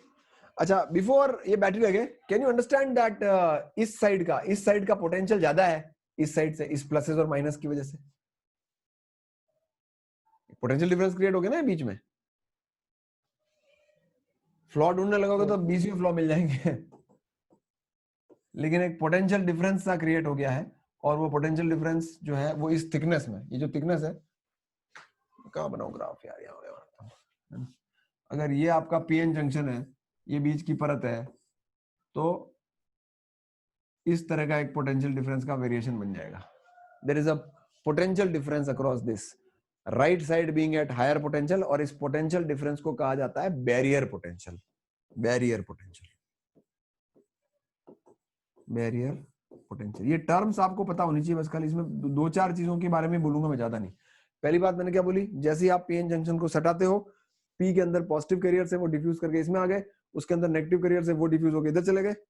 ओके, उसके बाद ड्रिफ्ट स्टार्ट हुई, ड्रिफ्ट ने डिफ्यूजन को बैलेंस करा दिया, डिप्लीशन लेयर नाम की एक परत होती है वो बनके थम गई। ठीक, डिप्लीशन लेयर के बीच में अंदर इलेक्ट्रिक फील्ड होएगा, और इलेक्ट्रिक फील्ड से पोटेंशियल डिफरेंस को क्या बोलोगे? Barrier potential. यहाँ तक मेरे हिसाब से समझ में आ रही होगी चीजें। समझ में तो नहीं आ रही होगी तो एटलीस्ट कम से कम ये आ रही होगी कि हाँ sir, I have a flow chart to understand. हाँ सर, आ रही है समझ। रीजन दिया था सर, उसका आपने क्या रीजन दिया था कि वो कंडक्शन बैंड वाले इलेक्ट्रॉन वैलेंस बैंड में नहीं जा रहे? मैंने क्या दिया था, वापस बोलना सर। मतलब जो कंडक्शन बैंड है वो जो घूम रहे हैं कॉरिडोर में इलेक्ट्रॉन्स, वो सीट पे क्यों नहीं आ रहे? कंडक्शन बैंड में जो इलेक्ट्रॉन घूम रहे हैं वो कहाँ क्यों नहीं आ रहे? वो जो खाली चेयर पड़ी है ना एक अंदर, पॉजिटिव चार्ज जो उधर डिफ्यूज करके गया है, वो एनर्जाइज्ड है ना वो। अगर इतना ही तुम्हें कंडक्शन बैंड में नहीं रहना है तो फिर then why are you being called semiconductor?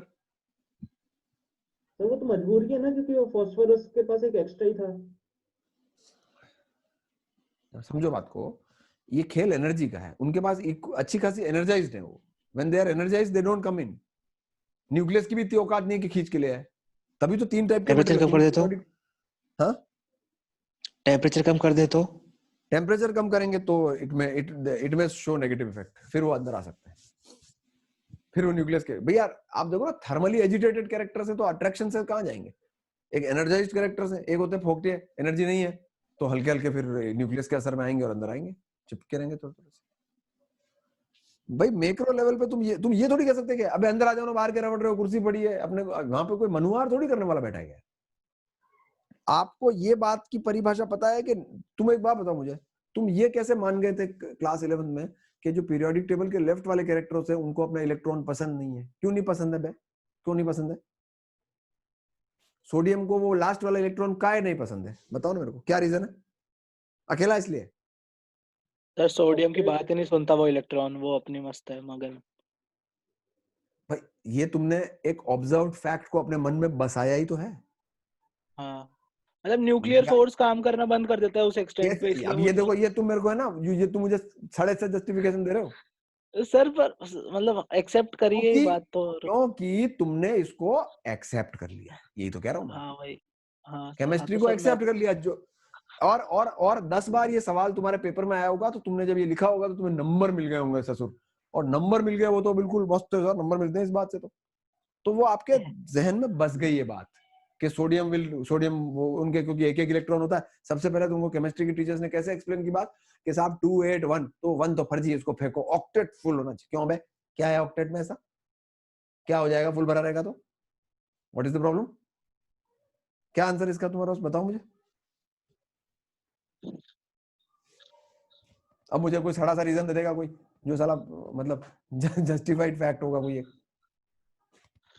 तो इसलिए ये तो हाँ, तो एक्चुअली मैंने तुम्हें याद है, तो किसी तुम में से किसी को याद है, मैंने हमेशा एक बात बोली है, जो चीज हम एक्सेप्ट कर चुके होते हैं ना वो तो होती है, अरे सर वो तो होती है, वो तो होती है। शक्कर मीठी क्यों होती है बताओ? शक्कर मीठी क्यों होती है बताओ? अरे सर शक्कर तो मीठी होगी ना मतलब, तो इसलिए ये चीजें हैं, हो रही हैं। See, whenever you talk about micro level objects, you just convince yourself कि हाँ ऐसा हो रहा होगा, अब मुझे ठीक लग रहा है। पहले मैं बहुत क्वेश्चनेबल सोच रहा था, अब मुझे ठीक लग रहा है, ऐसा हो रहा है। ये आपका देखो गैप है, पोटेंशियल ग्राफ बनाया देखो इसने, ये जो मैं अभी थोड़ी देर पहले ग्राफ बना रहा था, ये ग्राफ भी इसने बना रखा है। सर एक बार ये ग्राफ एक्सप्लेन करना सर, ऐसा नेचर क्या है, क्यों है, मतलब कुछ ही नेचर नहीं है, तुम देखो ना ये इलेक्ट्रिक फील्ड शो किया, if you are okay with the electric field. हाँ सर, अच्छा अगर मतलब ये स्टार्टिंग से एंड तक, मतलब स्टेडी स्टेट तक ऐसे जाता है ग्राफ, ये बता रहा है कि ग्राफ है ना? नहीं, ये ग्राफ स्टेडी स्टेट आ गई अब है ये। हाँ भाई शुरू में तो ये ग्राफ स्ट्रेट लाइन रहा होगा, फिर जैसे जैसे ये होल और ये डेवलप हुआ, उससे यहाँ से लाइन फटी, ये नीचे गया और वो ऊपर गया और ये गैप बन गया ऐसा। तो किसके वर्सेस बनाया अपन ने ग्राफ? ये पोटेंशियल का ग्राफ है वर्सेस एक्स, इस डायरेक्शन में एक्स है, मतलब इधर तो एक्स है कोऑर्डिनेट, और इधर पोटेंशियल है। ठीक है सर, है ना, पोटेंशियल इंक्रीज हो रहा है उस तरफ, क्योंकि उधर पॉजिटिव इधर नेगेटिव। कैपेसिटर के बीच में नहीं होता क्या यार, तुम नहीं लेते क्या ऐसा कैपेसिटर, इधर प्लस इधर माइनस? अब तुमको कोई बोलेगा ग्राफ इलेक्ट्रिक फील्ड का, तो क्योंकि इलेक्ट्रिक फील्ड कांस्टेंट है तो तुम ऐसे ही तो बनाओगे। हाँ सर कांस्टेंट, हाँ इसने सर थोड़ा सा कर्व करके टेका है उसके लिए। तो ये तो इसने देखो आपको बताया पीएन जंक्शन, पीएन जंक्शन को मिलाने से क्या होता है ये इसने पेश किया आपके आगे। अब ये आपके सामने पेश कर रहा है डायोड। तो डायोड कुछ नहीं होता है, जरा नोटिस करना, इसने जो पीएन जंक्शन बनाया था, यहां देखो, अभी क्या करेगा पता है, यहां पे ऐसे 2 मेटल के प्लेट लगाएगा यहां पे, और कहेगा ये डायोड है, ये देखो ये आ गया डायोड।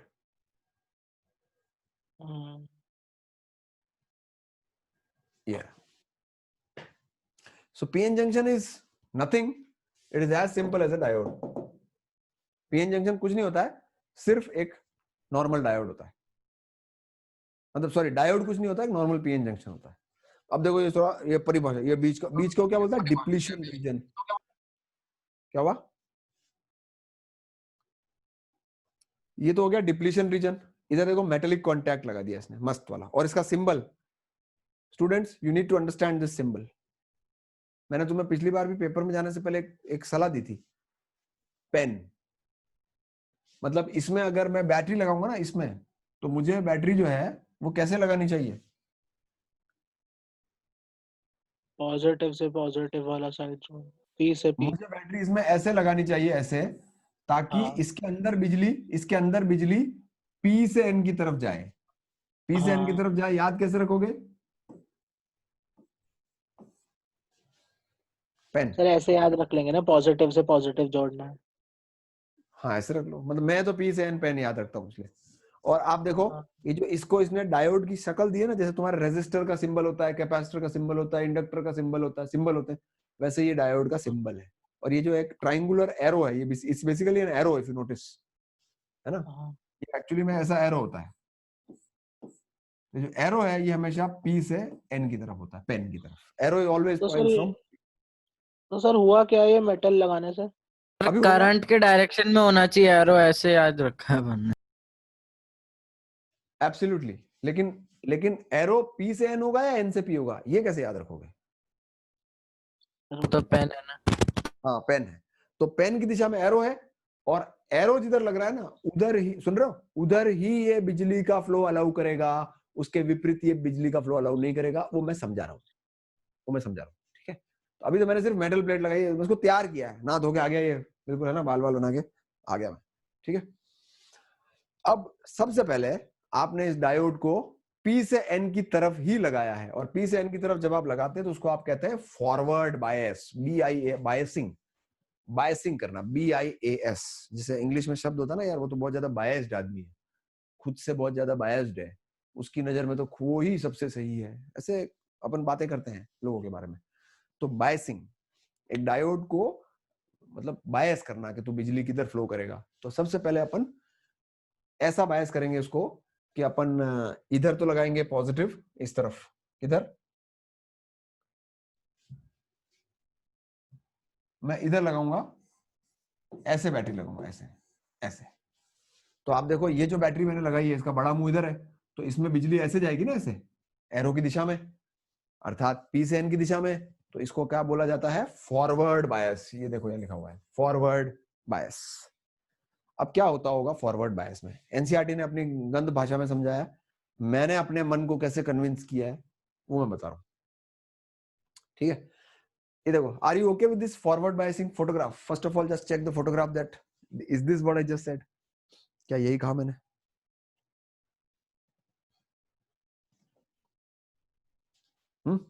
हाँ सर, यही सही है। अब देखो, इसको तुमको अपने खोपड़ी में कैसे बिठाना है, क्योंकि मुझे तुम्हें दो चीजें समझानी है। एक तो कि बिजली ऐसे में क्यों फ्लो करती है, और मुझे ये समझाना है कि ऐसे बिजली क्यों उल्टा लगा दूंगा तो क्यों नहीं फ्लो करेगी। दोनों चीज समझानी है। और केमिस्ट्री की खास बात होती है, आप you can explain a situation for the phenomena and you can also explain the situation against the phenomena. ऐसा नोटिस किया तुमने कभी? मतलब हम सोचते हैं कि ये क्यों हो रहा है, सर ने बताया बेटा यहाँ ऐसे ऐसे ऐसे हो गया इसलिए ऐसा हो रहा है, तुम बोलो सर वैसा वैसा वैसा हो गया, उसका उल्टा भी हो सकता था। तो फिर सर कई बार क्या आंसर कहते हैं, नहीं नहीं नहीं वहां ये नहीं हो रहा। अरे ये तो बहुत नॉर्मल सी बात है। तो सर बोलते हैं केमिस्ट्री में। हाँ ऐसा जवाब मिलता है, मतलब it is, I am just saying that ऐसा जवाब आपको मिलते हैं। और गलती केमिस्ट्री की या इंस्ट्रक्टर की नहीं होती है, गलती नेचर की है, ईश्वर की है। उन्होंने कोई कॉमन कानून साला बनाया ही नहीं। हाँ लेकिन एक बात है, एक कैरेक्टर को आप रिपीट करोगे तो वही होगा। मतलब जैसे शक्कर, आप अगर एक चम्मच शक्कर इस पानी में घोलोगे और दूसरे में घोलोगे, साली दोनों जगह घुल जाएगी। ऐसा नहीं है कि शक्कर है आज तो घुल गए कल प्रेसिपिटेट हो गए, ऐसा नहीं है, या नहीं घुल रहे, इमिसिबल है। मतलब if two things are given some logic कि भाई आपको दोनों को इमिसिबल होना है, तो आप कभी भी उनको मिक्स करो, वो they will always be immiscible. So that's a fact. अब देखो यहाँ क्या हुआ, यहां पर मैं इसको ऐसे समझता हूं कि आपने बैटरी का पॉजिटिव वाला मुंह तो इस पी में ठूसा, और नेगेटिव वाला मुंह आपने ठूसा एन में, ठीक है? और यूं मानो जैसे कि वो स्ट्रॉ नहीं होती है, कोल्ड ड्रिंक पीने वाली स्ट्रॉ, आपने बेसिकली प्लस वाले ने अपनी स्ट्रॉ इसमें ठूस दी, और माइनस वाले ने अपनी स्ट्रॉ इसमें ठूस दी, ठीक है? अब आप नोटिस करो कि इस प्लस को, इधर बैटरी का जो प्लस वाला मुंह है, इसको क्या चाहिए बैटरी के प्लस वाले मुंह को क्या चाहिए? इसको क्या चाहिए होता है? क्या चाहिए इसको? इसको इलेक्ट्रॉनों की तो भूख है यार, बैटरी के प्लस वाले मुंह को तो इलेक्ट्रॉन खाने हैं, I want to eat electrons.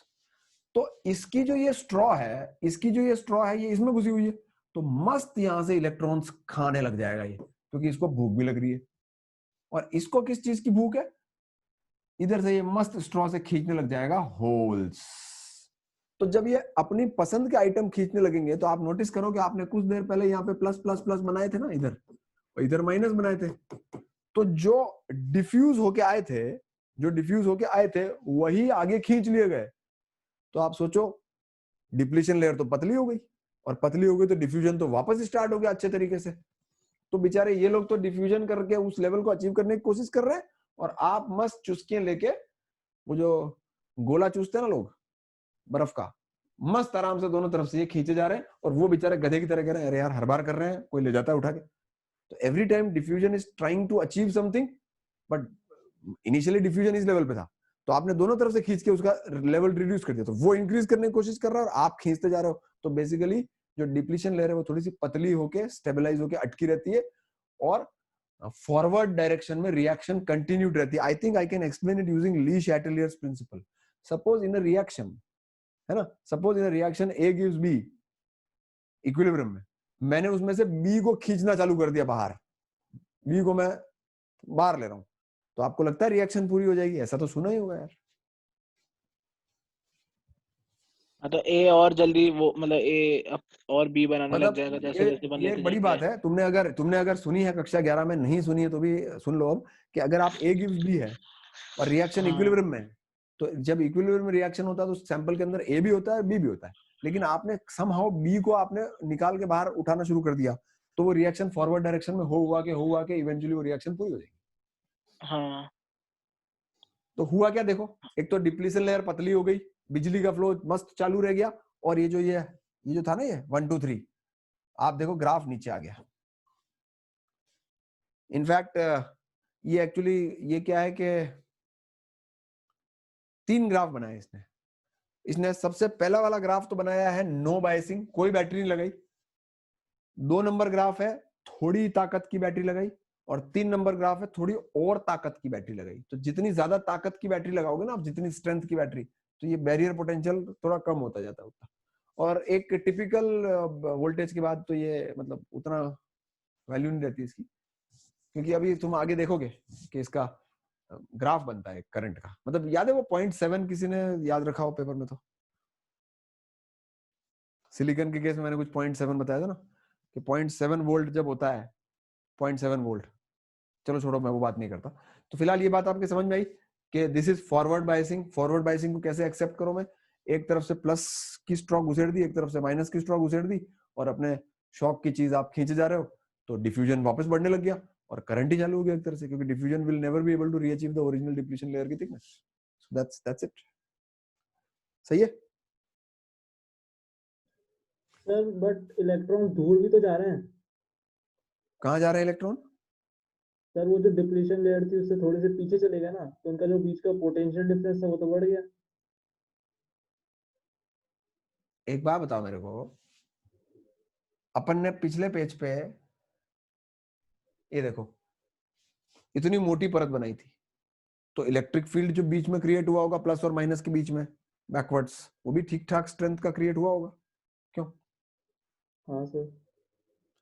तो अगर तुमने यहां से एक परत को अगवा कर लिया, एक पूरी प्लस को तुम उठा के ले गए, तो जहां ये 4 लेयर्स है, if you notice this photograph, ये 4 लेयर है देखो, 4। तो अगर इधर से एक कम कर दी, इधर से एक कम कर दी, तो इलेक्ट्रिक फील्ड की तो स्पेस ही कम हो गई, तो डिप्लीशन लेयर पतली हो गई। सुनो, व्हाई वर दे बैलेंस्ड? ये लोग बैलेंस्ड क्यों थे? क्योंकि डिफ्यूजन के साथ रिवर्स डायरेक्शन में क्या स्टार्ट हो जाता है?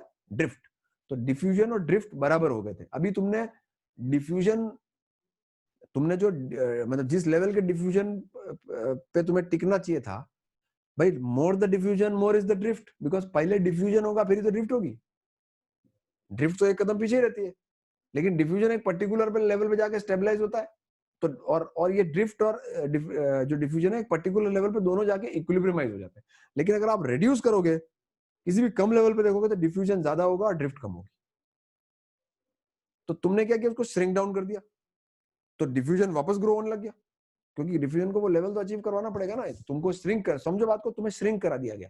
अगर श्रिंक करा दिया गया तो you will try to reachieve your value and for that you will continuously slow the electron, भेजोगे आप इधर और वो इलेक्ट्रॉन वो चूस लेगा उधर। तो आपका तो मतलब इट्स लाइक कि आप कुछ भर के ऊपर रखते हो और अगला वापस ढोल देता नीचे, तो तुम तो काम ही करे जाओगे ना लगातार। सर इसको उससे रिलेट नहीं कर सकते कि दो कैपेसिटर की प्लेट है, उसको अगर दूर खींचेंगे तो फोर्स लगाना पड़ेगा ना, मतलब अगर दूर खींच रहे हैं तो वो रोकेगा उस काम को। तो इधर यही तो हो रहा है, वो नेगेटिव वाला नेगेटिव को दूर ले जाने की कोशिश कर रहा है। यार इन दोनों के बीच में फोर्स नहीं देखना है अपने को, इन दोनों के बीच में कोई फोर्स नहीं है, अगर आप नोटिस करो तो इन माइनसों और इन प्लसों के बीच में कोई फोर्स नहीं है। क्यों नहीं है? क्योंकि इनके कमरे ही अलग अलग हैं। ये प्लस कौन से कमरे में, कौन जवाब देगा बताओ, इतनी देर से सुन रहे हो तुम, ये प्लस कौन से कमरे में बताओ देखो। एन वाले वैलेंस में। ये प्लसेस जो हैं ये वैलेंस बैंड के अंदर का मामला है और ये minuses conduction band, conduction band के। ठीक है। तो इनके तो डोमेन ही अलग अलग है, एक अंदरूनी मामला है और एक ऊपर का मामला है, तो इनका इंटरेक्शन ही नहीं है। हाँ ठीक है सर।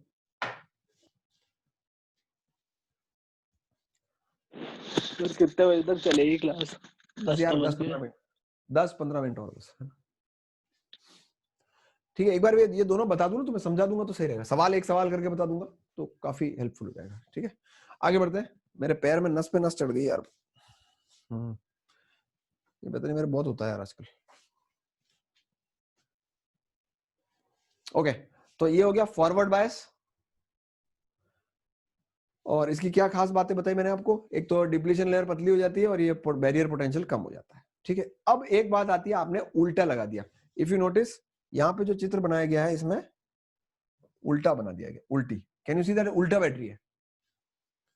नहीं, एक सेकेंड, ये तो सीधी बैटरी है। हाँ, रिवर्स बायस अब शुरू हुआ, रिवर्स बायस, और इसने उल्टा बनाया है, अगले पेज पे हुआ यहाँ, वो लगा रखा उल्टा इसने। अब यहाँ इसको कैसे एक्सेप्ट करें अपन इसको? यहाँ आपने प्लस इधर है और माइनस इधर है, उल्टा लगा दिया ना देखो। तो ये कैसी बिजली फ्लो कराने का प्रयास कर रहा है? इसका प्रयास है ऐसी बिजली। तो अब आप सोचो इस प्लस को, ये प्लस यहाँ से प्लसेस ठूस के और प्लस भर देता है यहाँ पे, और इधर से ये माइनस भेज के और माइनस भर देता है, तो ये तो डिप्लीशन लेयर और मोटी हो गई।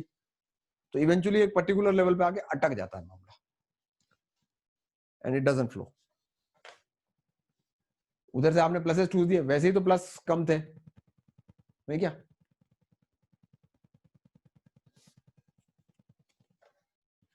भाई इधर से आप अगर प्लस भेजोगे तो यहाँ खूब सारे प्लस इकट्ठे हो जाएंगे इस तरफ, है ना, और इधर खूब सारे माइनस इकट्ठे हो जाएंगे। तो इवेंचुअली जो है फिर अटक जाएगा, मतलब न वो देगा न ये प्लसेस इधर से, न ये प्लसेस उधर से प्लस एक्सेप्ट करने को रेडी है, न ये माइनस इधर से एक्सेप्ट करने को रेडी है। तो nothing will happen, everything will stop. That is what is the logic. अगर आप इधर से खींच रहे हो तो समझ में आता है, लेकिन अगर आप और सप्लाई कर रहे हो तो वो अटक जाएगा। इनफैक्ट वो भी आपसे एक्सेप्ट नहीं करेगा। क्या ये लॉजिकल है सुनने में? Is it logical for you to understand and accept? बोलो। Yes sir. और कौन Yes, काम sir. करा? ठीक है। तो एक इसमें अब ये जो पोटेंशियल डिफरेंस है इंक्रीज हो गया, देखो ये जो है ना 1 का 2 हो गया जाके। मेरे हिसाब से कुल मिला के अगर आप इसमें शॉर्ट नोट्स बताओ ना तो 15 पॉइंट है टोटल, 15 से 20 पॉइंट्स बनेंगे शॉर्ट नोट्स में। अब देखो क्या है खेल। तो ये हुआ फॉरवर्ड बायस और रिवर्स बायस। अब यहां अपने को ये ग्राफ समझना है। एक मैं सवाल कराना चाहता हूं इसके ऊपर, तो तुम्हारे इसका सवाल फिर गलत नहीं होगा। तुम्हारे पेपर में भी देखो यही आया था, इस तरह का ये ग्राफ आया था। इसको कहते हैं VI characteristics of a diode. ध्यान से सुनना, सबसे काम की बात है, सवाल हो जाते हैं, इसी पे सवाल आते हैं सीधे। इसने आप नोटिस करो, सबसे पहला चित्र जो बताया है वो है forward bias. This upper photograph is a forward bias, मतलब इधर प्लस है इधर माइनस है और बिजली ऐसे फ्लो कराने का प्रयास किया जा रहा है। तो आप नोटिस करो इसने फिर क्या किया, इसने जो पोटेंशियल डिफरेंस खाया उसके लिए वोल्टमीटर लगा दिया और यहाँ पर एक एमीटर लगाया। एमीटर करंट नापेगा। तो what we have noticed is that ये जो आपने बैटरी लगाई है इसकी वैल्यू अगर 0.7 वोल्ट से कम है तब तक तो करंट फॉरवर्ड बायस में भी स्टार्ट नहीं होता है, क्योंकि फॉरवर्ड बायस में भी स्टार्ट होने के लिए एक क्रिटिकल जरा सा वोल्टेज तो देना पड़ेगा, नहीं थोड़ी आए और चल दिए। It's not like that. You cannot just connect a wire and the बिजली starts to flow. You have to just put एक basic threshold तो आपका होना ही चाहिए. तो आप देखो ये फॉरवर्ड बायसिंग का ग्राफ है इस तरफ. Can you notice that 0.6 मैंने 7 लिख दिया, it is 0.6. कई जगह 7 भी लिखा होता है. तो 0.6 तक तो देखिए करंट बिल्कुल जीरो रहा, हिला ही नहीं करंट. इधर मिली एम्पियर में रीडिंग है, milli ampere.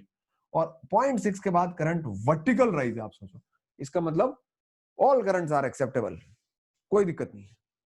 whatever then the other resistors will decide ना कि what current is going to flow. तो जैसे फॉर एग्जांपल अगर आपने ऐसा डायोड लगाया, ऐसा डायोड लगाया, यहाँ एक रेजिस्टेंस लगाया, यहाँ एक बैटरी लगाई, ऐसी बैटरी है 4 वोल्ट की और ये रेजिस्टेंस है सपोज 2 ओम. तो कोई आपसे पूछता है करंट बताओ, तो अगर ये सिलिकॉन का है, सिलिकॉन का डायोड है, तो आप 4 में से 0.6 तो माइनस कर लेना और डिवाइड बाय 2 कर देना, तो करंट आ जाएगा. एनी करंट कैन फ्लो, बस 0.6 का टैक्स लगेगा.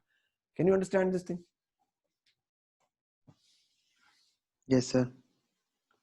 और यही तुम्हारे और एक काम और करना, अभी की क्लास के बाद वो जो 2 सवाल आए थे ना तुम्हारे उसमें, उन दोनों को फिर से अटेम्प्ट करना बिल्कुल फ्रेश माइंड से, and I think you will be able to solve them. अच्छा अभी देखो नेगेटिव बात, उल्टा लगा दिया साले को. जब मैंने इसको उल्टा लगा रहा हूं तो ये बिजली इधर प्लस है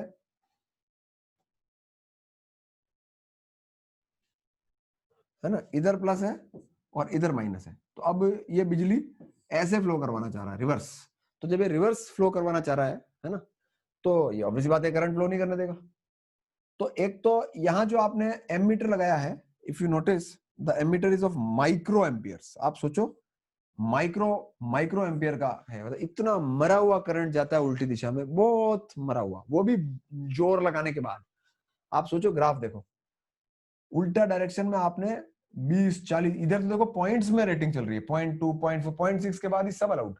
इधर 20 40 60 80 तक भी मतलब लड़ रहा है ना, 80 तक भी केसरी लड़ रहा है. आप सोचो 80 तक भी करंट को साले को माइक्रो एम्पियर में भी बढ़ने नहीं दिया, 10 माइक्रो एम्पियर भी नहीं होने दिया. और 80 के बाद एक जगह आई जिसको आप कहते हो वी ब्रेकडाउन वोल्टेज. 100 और 80 के बीच में एक हाइपोथेटिकल डेटा है इसका, यहाँ सिलिकॉन का है ना. तो ब्रेकडाउन वोल्टेज के बाद में फिर इसके प्राण टूट गए और ये कह रहा है तुम्हारी सालों मर्जी आज जो कर लो. लेकिन अभी भी करंट की औकात देखो, प्राण जाए पर करंट ना जाए.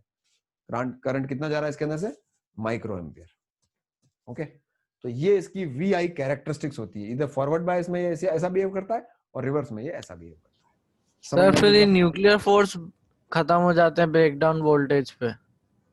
देखो यार, फिर तो 80 वोल्ट तुमने लगा दिया तो डायोड की एक औकात नहीं होती. फिर तो क्या होता है, देखो यार क्या होता है ना कि कई चीजें, कोई स्कूल में तुम्हारा कोई गार्ड होता होगा जो एक डिसिप्लिन मेंटेन करने के लिए तुम्हें रोकता होगा कि नहीं ऐसा नहीं हो सकता, आपको ये करना होगा, आपको ये करना होगा. लेकिन किसी दिन कंबल ट्रीटमेंट दे दिया तुमने, तो फिर तो तुम जो चाहोगे वो होगा ना. तो व्हेन यू गिव 80 वोल्ट कम नहीं होता यार.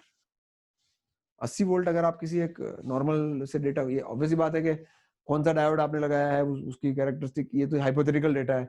एक टिपिकल साइज क्या लिया है आपने डायोड का, क्या थिकनेस ली, उसका कंसीडरेशन रहा होगा. But still they have just tried to show us that इधर 1 वोल्ट से नीचे भी करंट चल रहा है, इधर 80 वोल्ट के बाद जाके ब्रेक डाउन हो गया, मतलब वो डिप्लीशन लेयर डिस्ट्रॉय हो गई पूरी और जबरदस्ती करंट चला गया उसके अंदर से. That has happened forcibly. तो यार करंट तो ऐसे तो इंसानों में से भी फ्लो होता ही ना. आज अगर तुम ये जो सेल है तुम्हारे पास, क्या लगता है तुम्हें, जब तुम इस सेल को ऐसे पकड़ते हो तो क्या तुम्हारे अंदर से बिजली नहीं जाती है या जाती है? सर बहुत लल्लू सी जाती होगी. बहुत लल्लू जाती है, अपने को फर्क ही नहीं पड़ता, अपने को फील ही नहीं आती है. क्योंकि देखो हम एक रेजिस्टर है, इस वोल्टेज की इतनी औकात ही नहीं है कि ये अपने को फील करा सके. माफ पैक चले. और यही अगर आपकी कोई तगड़ी 100 वोल्ट की बैटरी होती तो फिर वो बैटरी अपने को उड़ करती. क्यों? तो सारे नियम कायदे टूट जाते हैं 5 मिनट्स. आप नोटिस करो कि क्या आपके सामने एक ट्रांसफार्मर बना हुआ है. ट्रांसफार्मर, ध्यान से देखो एक बार इस चित्र को. Is it a transformer people? Of course it's a transformer. लोग बोल ही नहीं रहे कुछ. कितने लोग बैठे हैं क्लास में? How many people are there? 29. हाँ, तो बस 5 मिनट लूंगा, 5 मिनट से ऊपर समय नहीं लूंगा. आप देखो, क्या आपको लगता है कि जब आपको ट्रांसफार्मर पढ़ाया गया था तो आपको बताया गया था कि इसमें करंट अल्टरनेट चलता है? ये प्राइमरी कॉइल है, देखो ये सिंबल बनाया हुआ है. Yes sir. है ना, इसमें करंट क्लॉकवाइज एंटी क्लॉकवाइज, इसमें भी क्लॉकवाइज एंटी क्लॉकवाइज चलेगा। अब आप एक बात मेरे को बताओ कि जब यहाँ डायोड लग रहा है, इस फोटो को देखो आप, ये बनानी पड़ेगी तुम्हें, ये ड्राइंग तुम्हें है ना, एक बार देख के, 2 बार देख के और 4 बार बिना देख के बनानी पड़ेगी, तब एग्जाम में बनेगी। आप नोटिस करो, इसमें क्लॉकवाइज एंटी क्लॉकवाइज करंट चल रहा है, तो इसमें भी वही चलेगा, लेकिन यहाँ लग रहा है डायोड, ये डायोड लग रहा है आपका, ये बोल रहा है अबे सालों जब करंट ऐसे जाएगा तो जाने दूंगा, और उल्टा जाएगा जाने नहीं दूंगा, रिवर्स बायस में करंट कैसे जाने दूंगा मैं। तो आप नोटिस करिए कि इसका ग्राफ कैसा बनता है। ये आपका इनपुट सिग्नल है, किधर से आता है इनपुट, यहां से, लेकिन उधर आउटपुट इस रेजिस्टर को क्या फील होता है कि बीच बीच में पोटेंशियल डिफरेंस गायब हो जाता है, साला करंट ही नहीं आता कुछ। क्यों नहीं आता? क्योंकि देखो ये होता है, ये देखो ये इनपुट है, तो कायदे से तो वोल्टेज की वैल्यू चेंज होके पूरा आना चाहिए ना, ये स्किप कर गया ये वाला पार्ट। अगर मतलब लट्टू लगाए तो जलेगा बंद होगा, लेकिन तुम नोटिस नहीं कर पाओगे, पता है लट्टू को अगर जलबुझ इतनी जल्दी होता है ना वो, तो तुम नोटिस नहीं कर पाओगे। फ्रीक्वेंसी कम होगी, फ्रीक्वेंसी। हाँ, क्योंकि क्या होता है ना कि मतलब एक लट्टू जो है कायदे से देखा जाए तो अल्टरनेटिंग करंट में जलबुझ होता रहता होगा, लेकिन पिछला वाला जल के बाद बुझने का मूड बनाया तब तक तो फिर जल का सिंबल आ गया उसका, तो वो जल ही रह जाता है। मतलब ये ऑल्टरनेटिंग करंट की फ्रीक्वेंसी पे डिपेंड है। हाँ, मतलब तुम बल्ब थोड़ी होते होंगे नहीं पाऊंगा, तो उसका जवाब मेरा ये है कि हाँ, अल्टरनेटिंग करंट की फ्रीक्वेंसी पे, अगर फ्रीक्वेंसी बहुत ज्यादा बढ़ा दोगे तो नोटिस होगा बिल्कुल। अब तुम क्या हो गया, ऐसा तो मजा नहीं आया यार, ये गायब हो गया, ये क्या मतलब है यार? नहीं, अपने तो साला मॉड्यूलस लग जाए तो मजा आए ना, तभी थोड़ा बहुत करंट एसी से किसमें कन्वर्ट होगा, एटलीस्ट सेम डायरेक्शन में। तो इसने क्या ट्रिक लगाई, तुम देखो अगले पेज पे, ये पढ़ना तुम्हें ना बहुत, मतलब थोड़ा सा टाइम दे दोगे ना इसको, इन पेजेस को सेलेक्टिवली, इसने खेल खेला है। अगले पेज पे ये देखो, ये आ गया आपका, थोड़ा माहौल बनाया इसने, बुद्धि लगाई इसने। अब ये कह रहा है कि पेन ऑन कर लो भैया। अब ये कह रहा है कि ये तो प्राइमरी कॉइल है, जो सिग्नल देगी वो ये कॉइल जनरेट कर देगी। अब आप सोचो, जब ध्यान से देखना, जब इस सेकेंडरी कॉइल में ऊपर प्लस और नीचे माइनस आएगा, ठीक है, तो ऊपर प्लस नीचे माइनस आएगा तो ये ऊपर वाला पोर्शन यूज होगा, बस ये नीचे वाला यूज नहीं होगा। करंट यहां से जाएगा, उधर जाएगा, नीचे जाएगा, इधर जाएगा, यहां से ऊपर उड़ी मार के आएगा, ये ऐसे कर, this is the current flow. आराम से नोटिस करें एक बार, ये बस 1 मिनट और बोलूंगा, एक आर्टिकल के बारे में, मतलब इसी के बारे में एक चीज और बनाऊंगा, बाकी आप पहले इस सर्कल को देख लो जो मैंने लाल रंग से बनाया। क्या ये बिजली फ्लो आपको समझ में आता है? जब ऊपर प्लस आएगा तो ये वाला पोर्शन यूज होके ये आउटपुट है, इसको, ये लट्टू है तुम्हारा, जिसको तुम लट्टू कह रहे थे ना, ये पावर आउटपुट है, तो यहाँ इसमें से बिजली चली जाएगी ना, एम आई राइट और एम आई राइट? Yes sir. अभी क्या होगा, सपोज नीचे प्लस का सिग्नल आ गया, तो फिर क्या होगा, तो फिर ये नीचे वाला यूज होगा और बिजली यहां से जाएगी। तो अब बिजली कैसे जाएगी, देखो यहां से जाएगी ऐसे, फिर यहां से होते हुए जाएगी, यहां से होते हुए जाएगी, इधर से नीचे होते हुए आएगी, इधर घूमेगी, यहां से उड़ी मार के यूं होके नीचे आ जाएगी वापस। समझे कुछ? मतलब ये नीचे वाला डायोड यूज हो जाएगा तो नीचे वाला पोर्शन यूज हो जाएगा, ऊपर वाला तो अलाउ नहीं करेगा ना। जब वो मना करेगा तो ये चालू हो जाएगा, ये मना करेगा तो वो चालू हो जाएगा। हाँ सही है ना? इसमें लूप देखना तुम्हें बस खाली, ये ऊपर का जो लूप है, ये देखो, ये कह रहा है जान दो, तो ये जा रहा है यूं जाके यूं जाके यूं जाके यूं जाके यूं, ये बन गया देखो। अभी नीचे वाला देखते हैं, यूं जाके यूं जाके यूं जाके, है ना, यूं जाके यूं जाके यूं जाके यूं जाके यूं जाके यूं जाके उड़ी मार के यूं जाके वापस नीचे चले जाओ। तो वो रेजिस्टर कह रहा मजा आ गया भैया, हमारा हमेशा चाहे कुछ भी हो, ऐसी तैसी हो, मेरे करंट हमेशा ऊपर से नीचे ही जाता है। That's what I am trying to tell you. और अगर ऐसा हो गया तो आपके ग्राफ क्या बनेगा?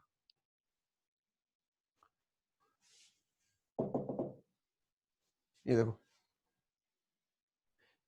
ये आपका ए पे आया इनपुट, ए को कहा गया, ए को ये ऊपर का जो डायोड है ना, ऊपर का डायोड, उसको कहा गया कि ये ग्राफ एंजॉय कर, और नीचे वाला डायोड को कहा गया कि ये ग्राफ एंजॉय कर। लेकिन ये सिर्फ पॉजिटिव पार्ट को ही अलाउ करेंगे, नेगेटिव पार्ट को मना कर देंगे। तो यहाँ करंट नहीं जाएगा, यहाँ नहीं जाएगा, तो ये ऊपर के पहाड़ सिर्फ ये अलाउ करेगा और ये मना करेगा। तो देखो वो अलाउ करा है, इंटरसेक्शन बन गया ना इसका। जब वो अलाउ करा तो ये नहीं कर रहा, ये अलाउ करा तो वो नहीं कर, तो देखो रेजिस्टर में तो मजे होगा ना। तो this ways alternating current can be converted into direct current. अभी भी डायरेक्ट नहीं हुआ है, क्यों नहीं हुआ डायरेक्ट, कौन बताएगा? डायरेक्ट में तो कांस्टेंट होता है। कांस्टेंट होता है। अब पता है ओनली एक चीज, क्लास खत्म होने से पहले एक चीज, इसने क्या किया, इनको लंबा खींचो सालों को, और यहां पर एक कैपेसिटर लगा दिया, हैवी औकात का कैपेसिटर लगा दिया। तो अब होगा क्या पता है, जब जब ये ग्राफ इसका ऊपर जाके डिप कर रहा होता है, डिप, तो ये पैरेलल में जो कैपेसिटर लग रहा है वो उस तरफ ना बना के मेरे को इस तरफ बनाना चाहिए, तुम्हें ज्यादा हमदर्दी फील होगी कि ये अब अंदर के पार्टी का आदमी है। ये कैपेसिटर कह रहा है कि जब जब साले पीछे से थोड़ा सा डिप होगा ना वोल्टेज, तो मैं डिस्चार्ज होना चालू कर दूंगा, तो I will give you backup, है ना। उसी से पैसा लेंगे, एक ऐसा कैपेसिटर लगा दो जिसका डिस्चार्ज टाइम कांस्टेंट बहुत स्लो है, तो वो बैकअप दे देगा बार बार पैरेलल। और बैकअप अगर देगा तो आप देखिए कि क्या होगा। ये देखो, ये कैपेसिटर लगा दिया पैरेलल में, तो ये जो इस तरह के ग्राफ थे ना, नीचे मुड़ मुड़ के जा रहे थे, ये देखो सेल्फ एक्सप्लेनेटरी है। Yes sir. अब इसमें देखो कि यूं मुड़ के वापस ऊपर ऊपर है, तो अब आप सोचो सर परफेक्ट नहीं हुआ। अबे ये हो गया जो कम है क्या, परफेक्ट नहीं हुआ। बिजली है, मजा थोड़ी लेना बिजली का। अब मेरे को एक बात बताओ, यहाँ पे डायोड खत्म हो जाता है। हाँ ऑफ कोर्स इसके यूजेस हैं, 4 यूज हैं, वो मैं तुमको रीडिंग असाइनमेंट दे रहा हूँ इसके बाद। स्पेशल पर्पसेस ये है, ये पढ़ लेंगे तो मैं बोलूंगा इसके बारे में। But you think that diode is still a logical thing? थोड़ा लॉजिकल है। हाँ सर, एसी को डीसी में कन्वर्ट कर दिया। और क्या व्यवस्था कर दी तुम्हारे सामने, देखो। अब तुमको सर क्या क्या मतलब